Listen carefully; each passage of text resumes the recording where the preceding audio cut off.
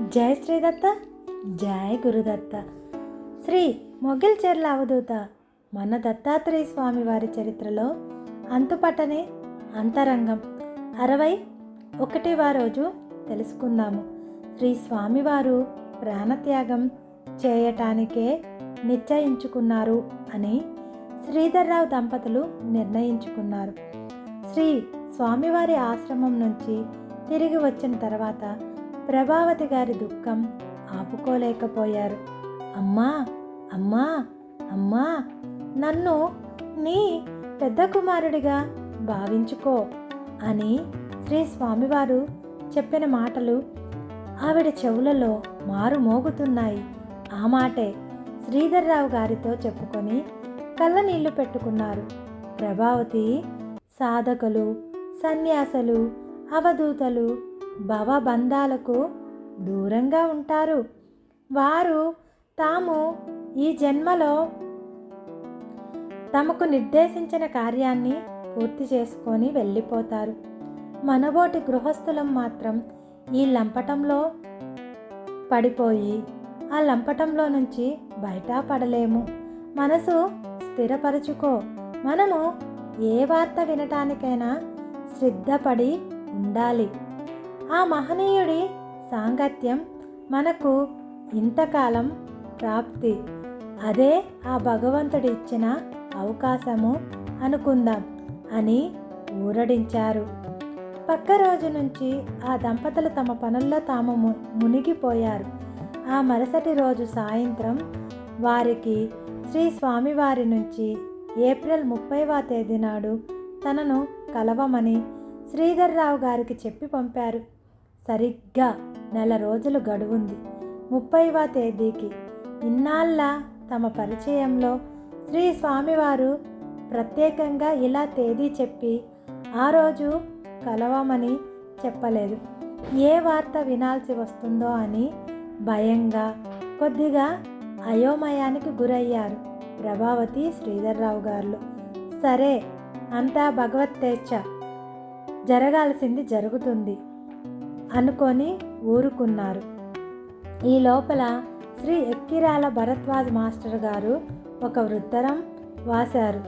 తాను రాసిన శ్రీ సాయి లీలామృతం గ్రంథాన్ని పంపుతున్నానని, ఆ గ్రంథాన్ని పారాయణం చేసి అభిప్రాయం తెలపమని, ఆధ్యాత్మిక గ్రంథ రచనలో తమకు సహకరించమని ప్రభావతి గారికి ఆ ఉత్తరం ద్వారా కోరారు.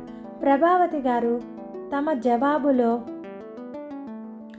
శ్రీ స్వామివారి గురించి వివరంగా తెలియచేసి తానిప్పుడు రచనలు చేయటం దాదాపుగా మానుకున్నానని, సాయి లీలా అమృతాన్ని పారాయణ చేసి అభిప్రాయం త్వరలోనే తెలుపుతానని, వీలైతే భరద్వాజ్ మాస్టర్ గారిని ఒకసారి మొగిల్చెర్లకు వచ్చి శ్రీ స్వామివారిని దర్శించమని వినయంగా వ్రాశారు. మాస్టర్ గారు కూడా త్వరలోనే వస్తానని జవాబు వ్రాశారు. ఆ రోజుకి ప్రభావతి గారికి తెలియదు.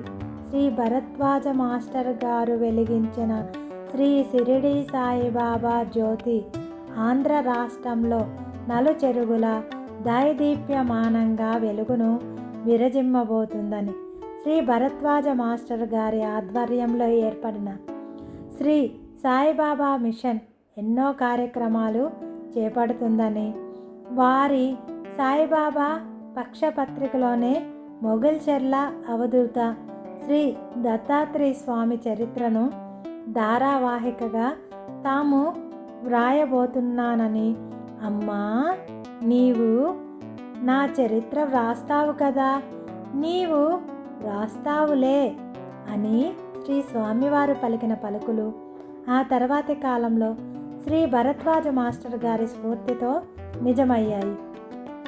తెలుగు ప్రజలకు అవధూతల చరిత్రలను పరిచయం చేసిన శ్రీ భరద్వాజ్ మాస్టర్ గారికి మనం ఎంతగా రుణపడి ఉన్నామో కదా. ఏప్రిల్ 30వ తేదీ నాడు శ్రీ స్వామివారు తమను కలవమని చెప్పిన పక్క రోజు ఒంగోలు నుంచి కొంతమంది అధ్యాపకులు, ఇతర ప్రభుత్వ ఉద్యోగులు ఒక బస్సు వేసుకొని శ్రీ స్వామివారిని దర్శించాలని మొగిల్చెర్లకు వచ్చారు. ముందుగా తెలపకుండా ఉన్న ఫలానా వచ్చేస్తా ఎలా అని శ్రీధర్రావు గారు వాళ్ళని సున్నితంగా అడిగి శ్రీ స్వామివారు ఎవరినీ కలవద్దని చెప్పిన వైన్యం వాళ్లకు తెలియజేశారు. వాళ్ళందరూ ముక్త కంఠంతో ఇంత దూరం వచ్చాము, అక్కడి దాకా వెళదాము, మా ప్రాప్తం ఎలా ఉంటే అలా జరుగుతుంది అన్నారు. శ్రీధర్రావు గారు సరేనని చెప్పి అదే బస్సులో వాళ్ళతో పాటు ఆశ్రమానికి వెళ్ళారు. ఆశ్రమం బయట ప్రధాన ద్వారానికి కూడా కొద్ది దూరంలో శ్రీ స్వామివారు నిలబడి ఉన్నారు. పాదుకులు ధరించి దండ కమండలాలు చేతబూని అచ్చం మహర్షిలా గోచరించారు. వచ్చిన వారందరూ బస్సు దిగి శ్రీ స్వామివారిని చూసి చేతులు జోడించి దగ్గరకు వచ్చి పాదాలకు నమస్కారం చేయబోయారు. పాద నమస్కారాలు వద్దని సైగ ద్వారా వారించి కొద్ది నిమిషాల పాటు నిలబడి కళ్ళతోనే తాను వెళ్తున్నట్లుగా సంకేతం ఇచ్చి ఆశ్రమం లోపలకు వెళ్ళిపోయారు. మళ్ళీ అందరూ బస్సు ఎక్కి శ్రీధర్రావు గారిని వారింటి వద్ద దింపుతూ మాకింతే ప్రాప్తం, మహనీయుడి దర్శనానికి నోచుకున్నాము, వాక్కు వినలేకపోయాము అన్నారు.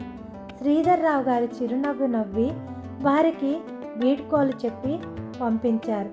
శ్రీధర్రావు గారికి ఎంత ఆలోచించినా అర్థం కాని విషయం ఏమిటంటే శ్రీ స్వామివారు సరిగ్గా వాళ్ళు వచ్చే సమయానికి ఆశ్రమం బయటకు వచ్చి నిలుచొని ఉన్నారే, ఆయనకు ముందుగా వీరందరూ వస్తున్న సంగతి తెలియదు కదా.